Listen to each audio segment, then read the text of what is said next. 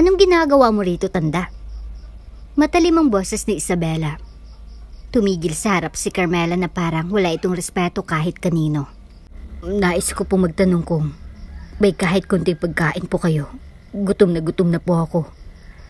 Sagot ni Carmela ng mapagkumbaba. Kahit ang puso niya ay nasasaktan sa tono ng kanyang manugang. Ngunit sa halip na kaawaan siya, ngumisi lang si Isabela. Kung gusto mong kumain, magtrabaho ka. Hindi yung nakaupo ka lang dito at umaasa sa awa ng ibang tao. At sa isang mabilis na kilos, binagsak niyang ilang barya sa paanan ni Carmela. Ayan, baka sakaling makatulong. Umiling si Carmela, pilit na tinatago ang lungkot at galit sa narinig. Ganito ba niya tratuhin ang mga nangangailangan? Ngunit alam niyang hindi pa iyon ang huling pagkakataon. Kailangang magpatuloy siya para makita ang mas malalim na ugali ni Isabela. Bago ka pa lang sa channel neto, ibang kwento ni Ate Jane, istorya mo, ikwento ko. Huwag kalimutang pindutin ang notification bell at subscribe po. Kilala si Doña Carmela sa kanyang bayan bilang mapagbigay, matalino, at may malasakit sa kapwa. Ngunit sa likod ng kanyang yaman ay ang matinding lungkot dahil sa hindi pagkakasundo ng kanyang anak na si Leo sa kanya. Matagal nang hindi nakikipag-ugnayan si Leo sa kanya mula nang magpakasalito kay Isabela. Isang babaeng halos walang ibang hinangad kundi ang yaman ng kanilang pamilya. Nang mabalitaan niyang may problema ang negosyo ng kanyang anak, naisip niyang bumalik upang tulungan ito.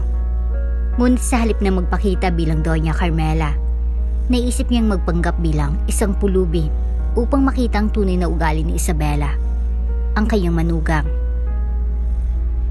Kung gusto kong malaman ng totoo, kailangan kong magtago. Ayokong kaawaan nila ako dahil sa pangalan ko. Gusto kong makita kung paano nila tratuhin ang isang taong walang-wala. Wika niya sa sarili.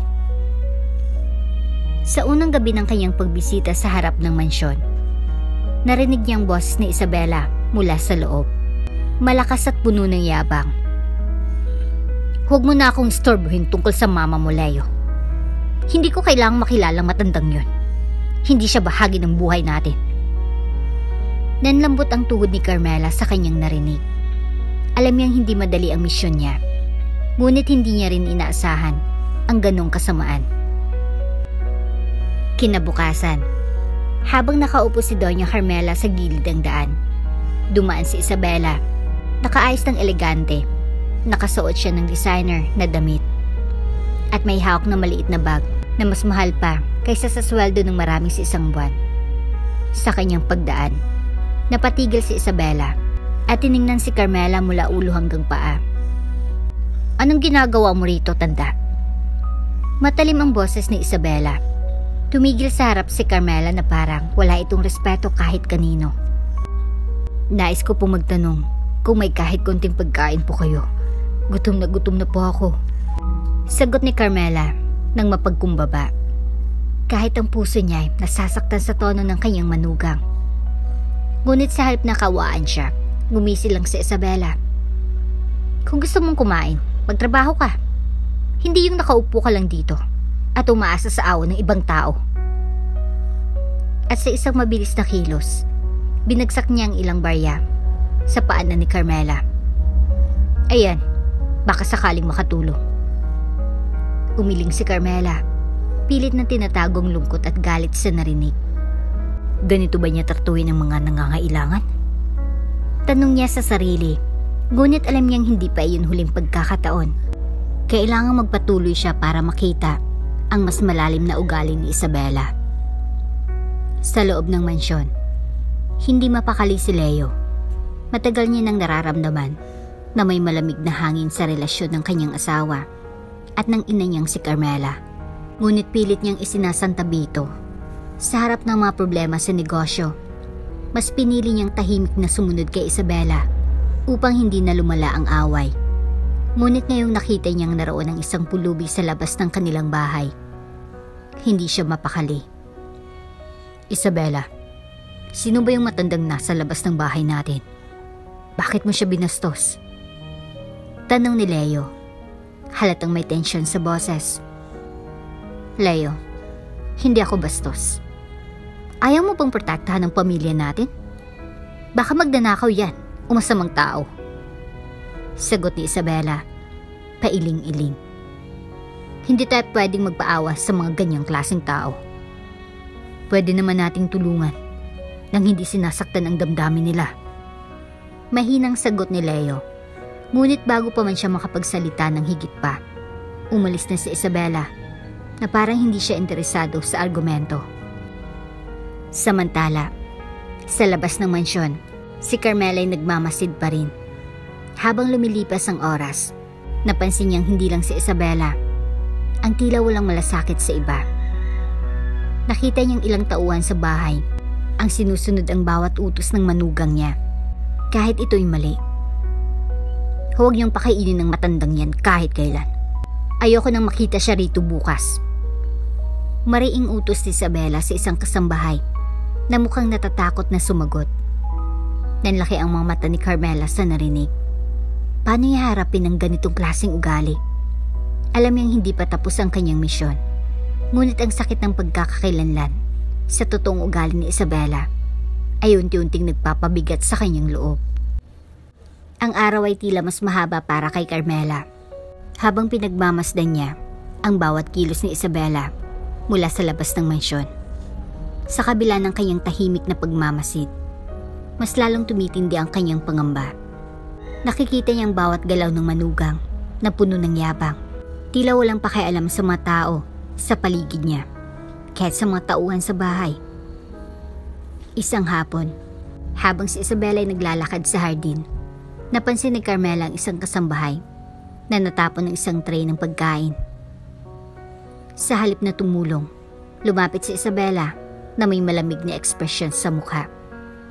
Ganyan ba talaga kayo kakatanga? Sigaw ni Isabela. Kung hindi mo kayang gawin ang trabaho mo, umalis ka na lang dito. Pasensya na po, ma'am. Pabulong na sagot ng kasambahay habang yumuko. Ayaw ko ng palusot. Linisin mo yan bago ko tanggalin ang pangalan mo sa listahan ng sweldo. Galit na dagdag ni Isabela bago siya tumalikod. Mula sa malayo, naramdaman ni Carmela ang matinding awa para sa kasambahay. Ang ganitong asal ni Isabela ay parang pahiwatig na mas malalim pang problema. Ngunit kailangan niya maging maingat. Hindi pa panahon upang harapin ang manugang ng harapan. Isang gabi, narinig ni Carmela ang pag-uusap ng matauhan habang nagliligpit sa grahe. Sino raw yung darating bukas? Tanong ng isa. Hindi ko rin kilala, pero ang sabi, espesyal na bisita doon ni Ma'am Isabela. May dala raw yun na mahalagang bagay. Sagot ng isa pa, halos pabulong. Napakunot ang noo ni Carmela. Sino kayang bisitang ito? At anong dala niyang mahalagang bagay? Kinabukasan, nagmasid siya habang may pumaradang itim na kotse sa harap ng mansyon. Lumabas mula rito ang isang lalaki na nakasuit at sinalubong siya ni Isabela na may matamis ng ngiti. Isang ngiti na hindi niya nakikita tuwing kaharap si Leo.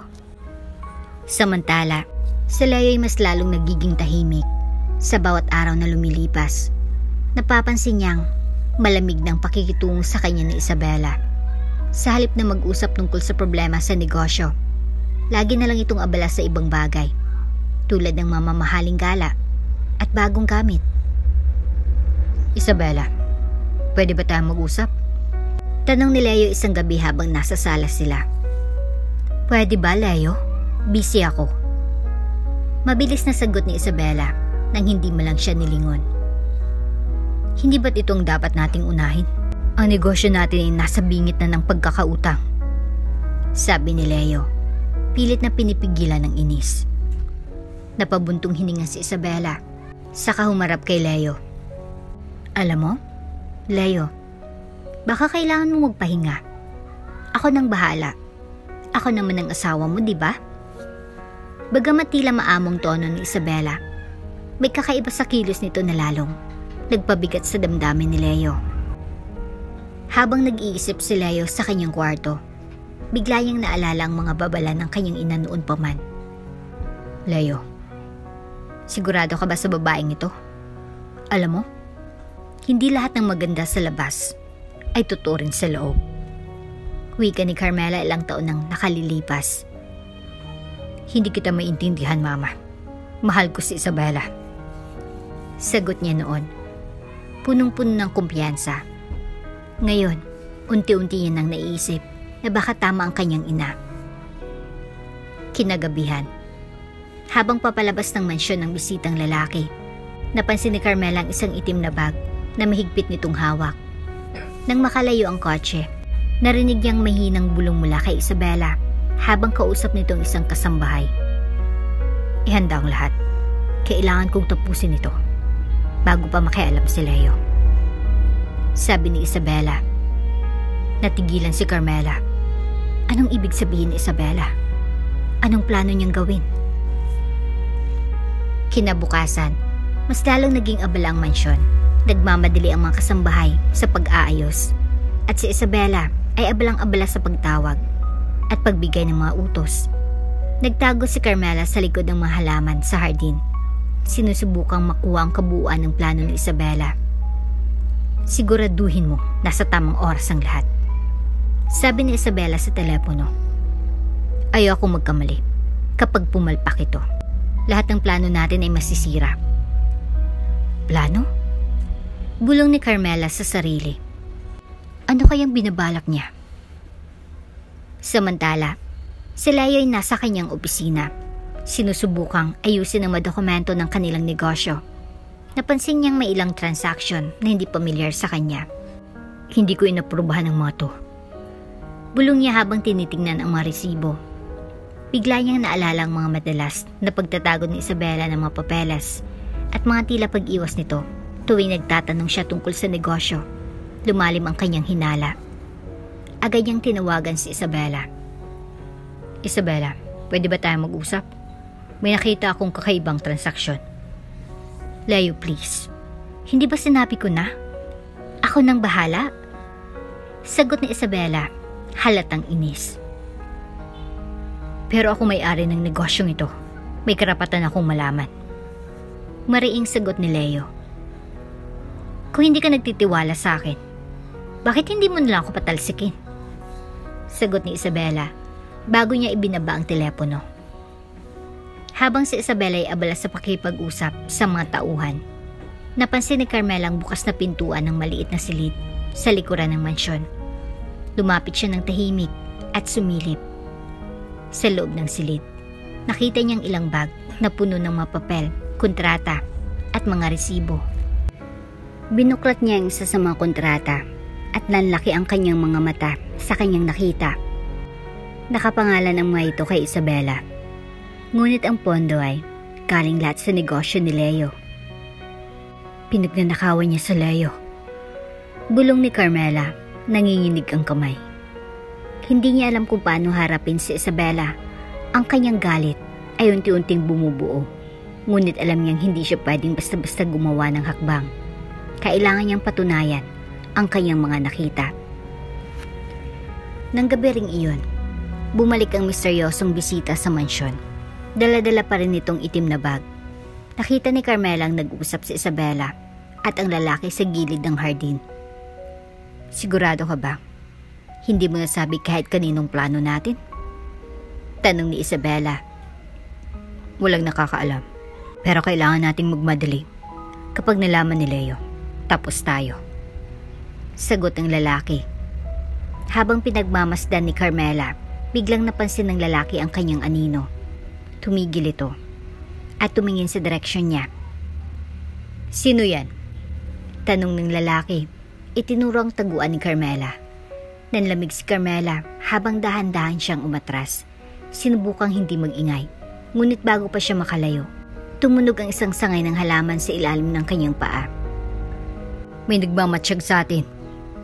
Sigaw ng lalaki. Agad na tumakbo si Carmela. Pilit na hinahanap ang daan palabas ng hardin. Habang naririnig ang mga yabag ni Isabela at ng lalaki na sinusundan siya. Tumakbo si Carmela ng mabilis sa gitna ng madilim na hardin. Ang mga yabag ni Isabela at ang lalaki ay papalapit. Ang kanyang puso'y bumibilis sa kaba Nagtago siya sa likod ng isang malaking puno. Pilit na pinipigilan ang hininga habang dinig niya ang usapan ng dalawa. Siguradong may nakakita. Sabi ng lalaki, hinahabol ang hininga. Baka nadiskubre ng plano natin. Imposible. Sagot ni Isabela. Hindi pwedeng malaman ni Leo. Kung mangyayari yan, tapos tayo. Hindi makapaniwala si Carmela sa kanyang naririnig. Ang kinakatakutan niya ay totoo. May plano si Isabela laban kay Leo. Ngunit hindi pa malinaw kung gaano kalalim ang panloloko. Pagkatapos ng mahabang habulan, nakahanap ng daan si Carmela palabas ng hardin. Agad siyang nagtungo sa opisina ni Leo. Basang-basa siya, sa pawis, at ang kanyang mukha ay puno ng takot. Leo, kailangan nating mag-usap. Sabi niya, sabay hawak sa balikat ng kanyang anak. Mama, anong ginagawa mo dito? Bakit ka... Hindi pa natatapos ni Leo ang kanyang tanong nang hilahin siya ni Carmela papasok sa opisina at isarang pinto. Anak, may nalaman ako tungkol kay Isabela. Sabi ni Carmela. Ang kanyang boses ay nanginginig. Niloloko ka niya. Ginagamit niyang negosyo mo para sa sarili niyang kapakanan. Hindi totoo yan, Mama. Sagot ni Leo, pilit na nilalabanan ng kaba. Bakit gagawin ni Isabela yun? Mahal niya ako. Leo, nakita ko mismong mga ebidensya. Sagot ni Carmela. Inilabas ang mga papel na nakuha niya mula sa silid sa likod ng mansyon. Binasa ni Leo ang mga dokumento at unti-unting nawala ang kulay sa kanyang mukha. Ang bawat linya ng teksto ay parang patalim na tumutusok sa kanyang puso. Hindi niya alam kung paano harapin ang katotohanan. Mama, paano mo ito nakuha? Tanong ni Leo, nanginginig ang boses. Pinuntahan kong mansyon bilang pulubi, Leo. Sagot ni Carmela. Sinubukan kong alamin ang totoong ugali ni Isabela. At ngayon, malinaw na hindi siya totoo sa iyo. Habang sila'y nag-uusap, biglang bumukas ang pinto at pumasok si Isabela, halatang galit. At hindi na nag-alala sa pagpapanggap. Anong ginagawa ng matandang niyan dito? Tanong niya, ang mga matay puno ng galit. Isabela, tapos ng pagpapanggap mo. Sabi ni Leo. Pinapakita ang mga dokumento. Alam ko ng lahat. Nagulat si Isabela, ngunit mabilis siyang nakabawi. Kung iniisip mo na nanloloko ako, wala kang ebidensya. Sagot niya ng malamig, pilit na pinapakalmang sarili. May ebidensya ako, Isabela. Sagot ni Carmela. At hindi ko hayaang sirain mo ang buhay ng anak ko. Sa halip na magpaliwanag, mabilis na kinuha ni Isabela ang bag na dala niya at tumakbo palabas ng opisina. Pigilan siya! Sigaw ni Carmela. Tumakbo si Leo upang habulin si Isabela, ngunit nakalabas na ito ng mansyon at sumakay sa isang itim na kotse. Sa kanyang pagmamadali, iniwan ni Isabela ang ilang mahalagang papeles na naglalaman ng pangalan ng kanyang kasabwat at mga detalye ng kanilang plano. Tapos ng laro mo, Isabela. Bulong ni Carmela habang hawak ang mga papeles. Pagkatapos ng pagtakas ni Isabela, agad na tiningnan ni Carmela at Leo ang mga papeles na naiwan niya. Isa-isa nilang binasa ang mga dokumento at unti-unting nabuo ang buong larawan ng panloloko. Ang mga pangalan ng mga kasabwat ni Isabela ay malinaw na nakalista. Isa na rito ang lalaki madalas na pumupunta sa mansyon. Paano niya nagawa ito sa akin? Tanong ni Leo. Nakayukot bakas sa mukha ang sakit. Akala ko mahal niya ako. Paano siya nakipagsabuatan laban sa akin, Mama? Hinawakan ni Carmela ang balikat ng kanyang anak. Anak, minsan ang pagmamahal ay nagbubulag sa atin. Pero hindi itong katapusan. Kailangan nating manindigan para sa katotohanan. Agad na humingi si Leo ng tulong mula sa kanyang abogado upang pag-aralan ng mga dokumento. Hindi nagtagal, napag-alaman nila na milyon-milyong piso na pala ang nawawala sa negosyo ni Leo. Lahat ng ito'y napunta sa mga personal na proyekto at loan ni Isabela. Dapat itong maiulat sa mga otoridad. Sabi ng abogado. Kung gagawin natin ito, siguraduhin mababawi natin lahat ng ninakaw niya. Sabi ni Carmela. Hindi natin hayaan na magpatuloy pa ang kanyang mga kasinungalingan. Ilang araw matapos nilang malaman ang lahat, nag-organisa si Leo ng isang lihim na pagpupulong sa opisina. Tinawagan niya si Isabela upang kumbinsin itong bumalik sa mansyon. Sa kabila ng kanyang takot, pumayag si Isabela. Hindi alam na ang lahat ng kanyang kasalanan ay nakalatag na. Pagpasok niya sa opisina, bumungad si Leo at Carmela kasamang abogado at ang ilang pulis. Anong ibig sabihin nito? Tanong ni Isabela, ang boses ay puno ng kaba. Tapos ng laro mo, Isabela. Sabi ni Leo. Itinuro ang mga dokumento sa mesa. Alam na namin ang lahat ng ginawa mo. Lahat ng kasinungalingan mo. Lahat ng ninakaw mo. Natigilan si Isabela. Ngunit pilit niyang inaangat ang ulat ngumiti. Wala kayong ebidensya na magpapakulong sa akin. Talaga? Sabi ni Carmela. Itinurong isang video na nakasalang sa laptop ni Leo. Ito ay footage ng isa sa mga transaksyong ginawa ni Isabela kasama ang kanyang kasabwat. Hindi mo may kakaila ito, sabi ni Leo. Alam ni Isabela na wala na siyang ligtas. Pinilit niyang magpaliwanag, ngunit hindi naniwala si Leo. Isabela, minahal kita ng buo. Pero lahat ng ito ay pinagpalit mo sa kasakiman. Wala na tayong maayos na kinabukasan. Sabi ni Leo, halos hindi mapigilan ang galit sa kanyang boses. Tama na, Leo. Sabi ni Carmela. Huwag ka nang magsayang ng oras sa taong hindi karapat-dapat sa pagmamahal mo. Sa huli, sumuko si Isabela sa mga pulis. Kasama ang kanyang mga kasabwat. Naharap siya sa mga kasong estafa at pagnanakaw. Pagkalipas ng ilang buwan, unti-unting nakabawi si Leo mula sa sakit ng pagtataksil. Sa tulong ng kanyang ina, naibalik niya ang negosyo at nabuo muli ang tiwala sa sarili. Salamat, Mama. Sabi ni Leo isang umaga habang nagkakape sila ni Carmela sa veranda ng mansyon. Kung hindi dahil sa iyo, baka tuluyan akong bumagsak. Ngumiti si Carmela, puno ng pagmamalaki.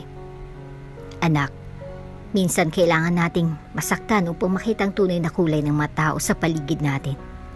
Ang mahalaga, natuto ka at handa kang magsimula ulit.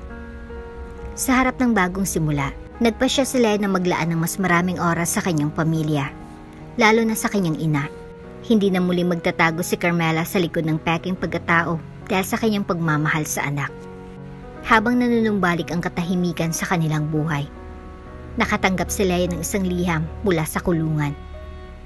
Ang nagpadala, si Isabela.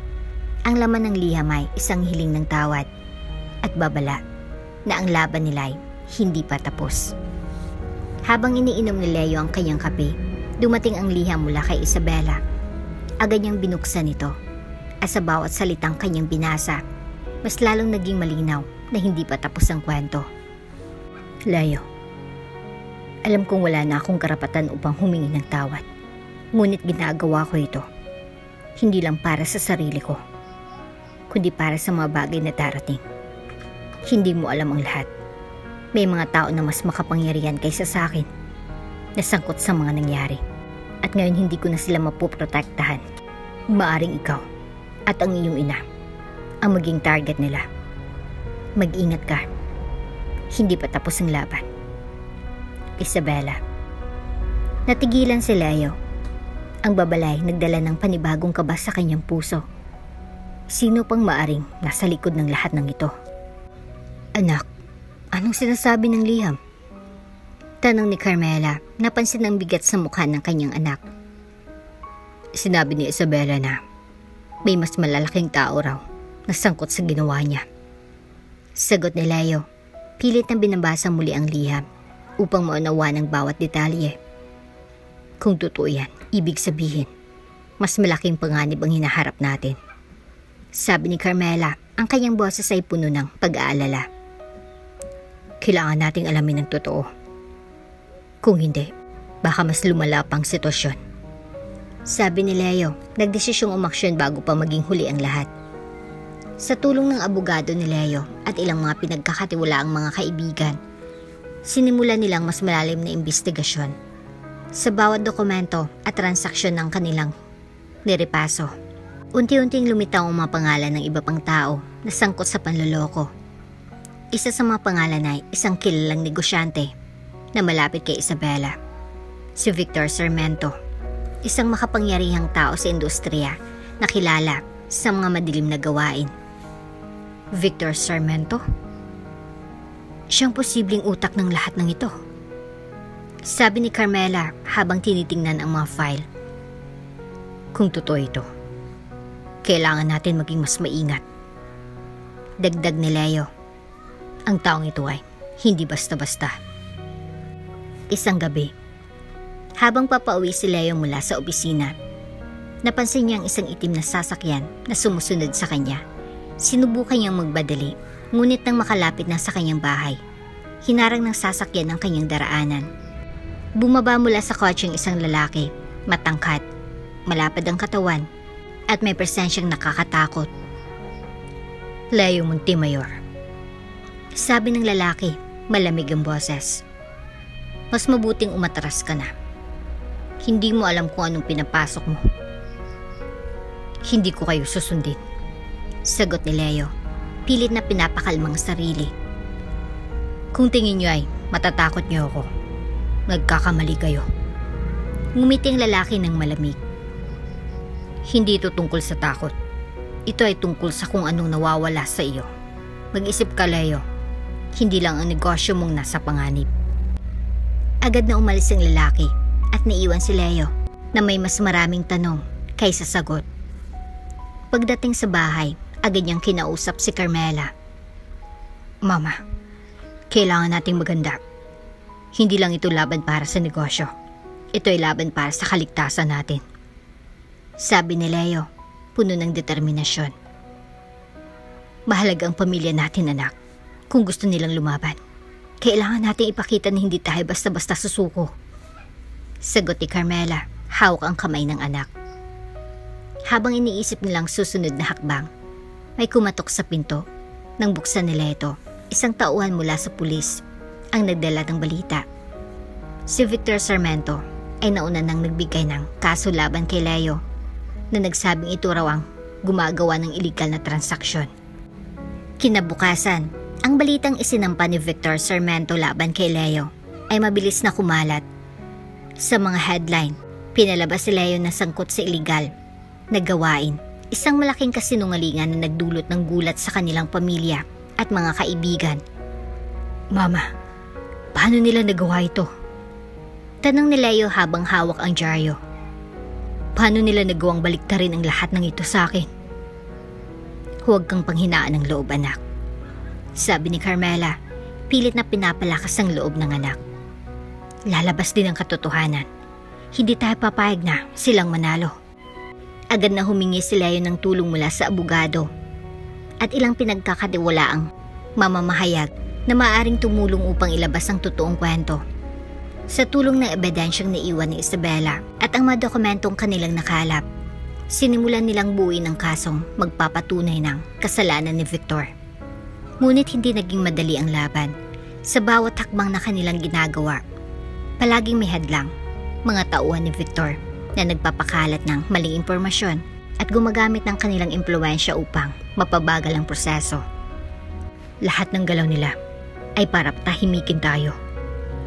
Sabi ng abogado ni Leo, pero hanggat buwang ebidensya natin, may pag-asa tayo.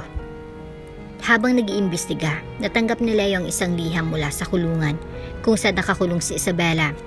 Sa liham, inamin nito ang kabuuang plano ni Victor at ang kanyang sariling papel sa lahat ng nangyari. Leo, hindi ko na kayang bigat ng konsensya ko. Totoo ang lahat ng sinabi ni mama mo. Ginamit kong pagmamahal mo para sa sarili kong interes.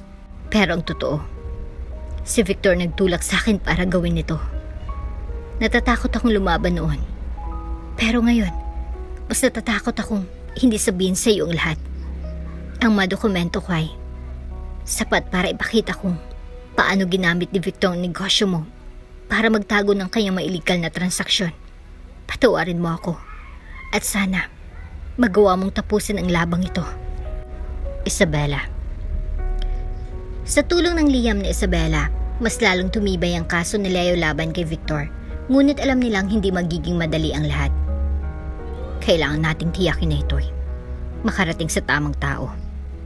Ang mga nasa media, mga otoridad na hindi na impluwensya ni Victor.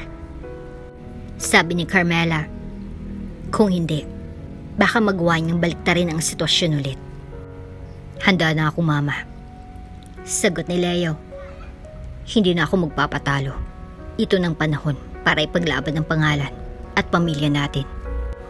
Sa araw ng pandinig, hindi nagpakita si Victor, ngunit ang kanyang mga abogado at ilang mga tauhan ay naroon upang harapin ang mga akusasyon sa tulong ng mga ebidensya at testimonya. Kabilang ang sulat ni Isabela na ipakita nila yung kabuuan ng operasyon ni Victor. Habang tinutukoy ang mga detalyeng iyon sa korte, unti-unti ring sumabog ang balita sa media, nag-viral ang kwento at ang publiko ay sumuporta kay Leo at Carmela na nagpakita ng lakas sa kabila ng lahat ng pagsubok. Habang nagaganap ang pagdinig, natanggap ni Carmela ang isang mensahe mula sa hindi kilalang numero. Akala niyo tapos na ito? Mag-ingat kayo. Hindi lahat ng tao ay kaya magtiwala sa sistema tulad ng ginagawa niyo. Leo, sabi ni Carmela habang ipinapakita ang mensahe. Mukhang hindi pa tapos ang laban na ito. Habang nagpapatuloy ang pagdinig sa korte, patuloy ding dumadami ang mga banta na natatanggap ni Leo at Carmela. Ang huling mensahe mula sa hindi kilalang numero ay nagdulot ng matinding kaba kay Carmela, ngunit hindi siya nagpadaig. Leo, hindi tayo pwedeng umatras ngayon, sabi niya habang tinitingnan ang listahan ng mga ebidensyang naipon nila. Hindi tayo aatras, Mama, sagot ni Leo. Pero kailangan nating maging mas maingat. Malinaw na hindi lang sa korteng laban nito. May ibang plano si Victor. Naging mas matibay ang depensa ni Leo at Carmela. Nakipag-ugnayan sila sa media upang matiyak ang mga ebidensya laban kay Victor at tuloy-tuloy na mailathala. Ginawa nilang pampubliko ang madetalye ng kaso. Umaasang hindi magawa ni Victor na patahimikin ang mga tao gamit ang takot. Ang suporta ng publiko ay lumakas. Maraming mga mamamayan ang sumama sa panawagan para sa hustisya, lalo nang malaman nila ang totoong kwento ng panluloko at korupsyon ni Victor. Doña Carmela, nakaka-inspire po ang tapang niyo, sabi ng isa sa mga sumama sa rally. Ang laban niyo ay laban din namin. Ngumiti si Carmela, ngunit alam niyang hindi pa tapos ang lahat. Salamat sa inyo. Ang katotohanan magpapalaya sa atin. Habang lumalakas ang kampanya laban kay Victor, sinubukan niyang sirain ang kredibilidad ni Leo at Carmela. Kumalat sa media ang mga peking balita na naglalayong ipakita na si Leo umano ay sangkot sa mga iligal na aktibidad, na siya mismo ay isang manloloko. Hindi ito totoo, galit na sabi ni Leo habang pinapanood ang balita. Alam natin yan, anak, pero kailangang malaman din ng mga taong totoo, sagot ni Carmela. Hindi natin sila pwedeng hayaang magtagumpay sa panlilinlang nila. Sa huling pagdinig, dinala ni Leo ang huling ebidensya laban kay Victor. Isang video recording na nagpapakita ng usapan sa pagitan ni Victor at isa sa kanyang mga kasabwat, kung saan malinaw na binabalak nila ang pagkuha sa negosyo ni Leo at ang panloloko sa mga tao. Habang pinapanood ng korte ang video, nanahimik ang lahat. Ang mga abogado ni Victor ay halatang walang maipagtatanggol. Victor Sarmiento, sa ebidensyang ito, malinaw na ikaw ang utak ng lahat ng pandaraya, sabi ng hukom. Inirerekomenda ng korte ang agarang pagkakulong mo at ng iyong mga kasabwat. Habang nilalabas ng mga pulis si Victor mula sa korte, tumingin ito kay Leo at Carmela. Ang mga mata niya ay puno ng galit. Hindi pa ito tapos, bulong ni Victor, sapat na malakas para marinig nila. Pero ngayon, ikaw ang tatapos ng laban mo sa kulungan, sagot ni Carmela, diretsong tingin kay Victor. Matapos ang mahabang laban, nagbago ang buhay ni Leo at Carmela. Naibalik nilang tiwala ng kanilang mga empleyado at unti-unting bumangon ng negosyo mula sa pagkakalugmok. Salamat, Mama. Sabi ni Leo isang gabi habang pinagmamasdan nila ang mga bituin. Kung hindi dahil sa iyo, hindi ko alam kung paano ko nalampasan ang lahat ng ito. Anak, lagi mong tatandaan na hindi lang ito tungkol sa akin. Lakas mong nagtulak sa atin para lumaban. Itong bumuo sa atin bilang pamilya. Sagot ni Carmela habang hawak ang kamay ng anak. Matapos ang natuklasang ebidensya at mga pahayag na naglilinis sa pangalan ni Isabela, pinuntahan ni Leo ang kulungan kung saan nakakulong ang kanyang asawa habang naghihintay siya sa loob ng malamig na silid ng bisita. Hindi niya maiwasang mag-isip tungkol sa lahat ng nangyari. Ang galit na dati niyang nararamdaman ay unti-unti nang napalitan ng awa. Nang pumasok si Isabela, halatang napagod ito mula sa lahat ng pinagdaanan. Manipis na ang kanyang mukha at may luwas sa kanyang mga mata. At sa kabila ng lahat, naroon pa rin ang dignidad niya. Isang babae na natuto mula sa kanyang pagkakamali. Leo, mahinang sabi ni Isabela habang naupo sa harap niya. Alam kong wala akong karapatan na humingi ng tawad sa iyo. Pero gusto ko malaman mo na nagsisisi ako. Kinamit nilang kahinaan ko, ang takot ko, at dahil doon, nagawa kong sirain ang tiwala mo. Tahimik si Leo. Kita niya sa mga mata ni Isabela ang tunay na pagsisisi. Hindi ko na iniisip ang ginawa mo sa negosyo. Sagot ni Leo matapos ang ilang sandali.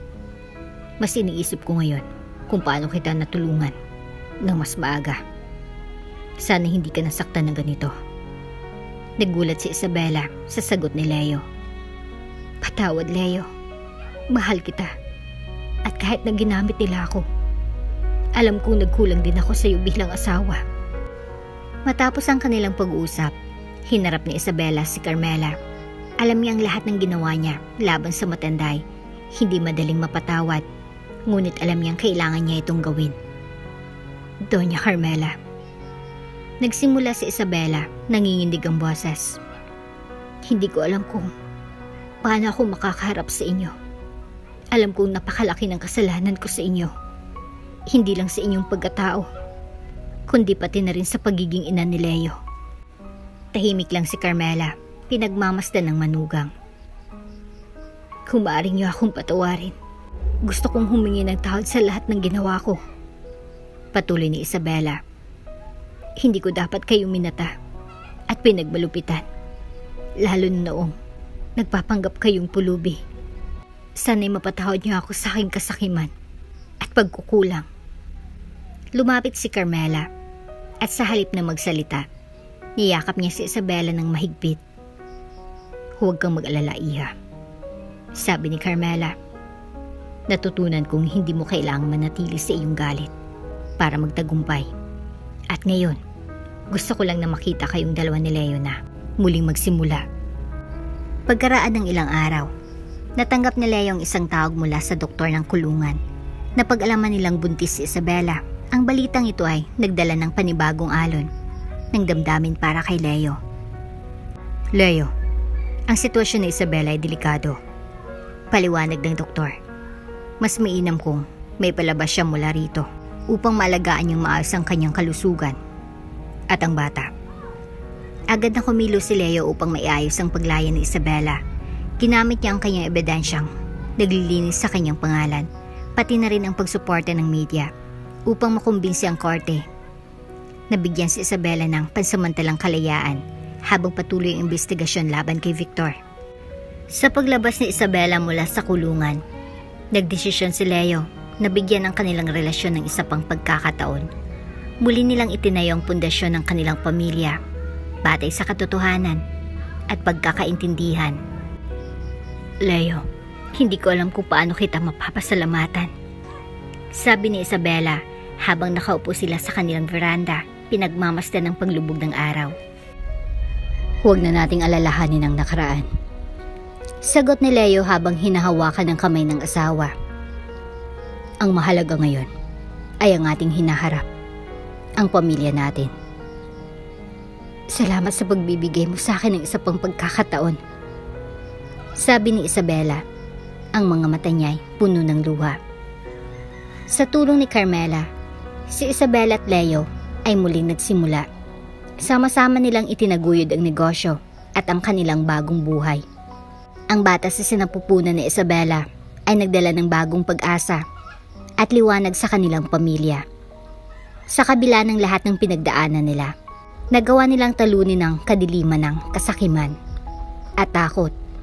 Ang kanilang pamilya ay nagpatuloy na naging halimbawa ng pagmamahalan, pagpapatawad, at muling pagsisimula. At dito na nga po nagtatapos ang ating kwento. Hanggang sa muli. Shoutout nga pala kay Helen Murillo.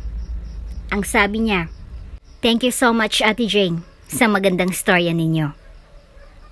Maraming salamat po Ma'am Helen sa walang sawang pakikinig sa aming mga kwentong pag-ibig. God bless po! Kung bago ka pa lang sa channel neto, ibang kwento ni Ate Jane, istorya mo, ikwento ko. Huwag kalimutang pindutin ang notification bell at subscribe button.